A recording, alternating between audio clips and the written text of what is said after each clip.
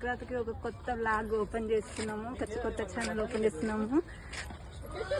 ఇప్పుడు మా దొడ్డి దగ్గరికి వచ్చినాము, దొడ్డి ఊడుస్తున్నా.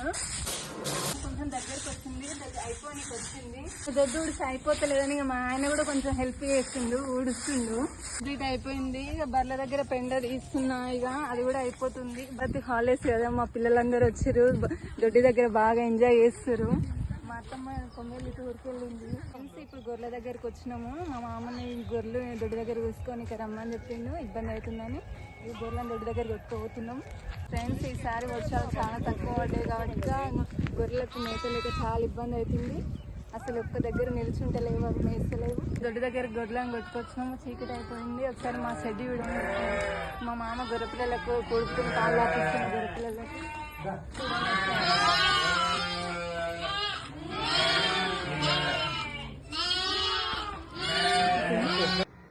ఫ్రెండ్స్, ఇంటి దగ్గరికి వచ్చేసినాం. ఇక మా పిల్లలు వచ్చారు, వాళ్ళకి ఈరోజు బిర్యానీ కావాలంటారు.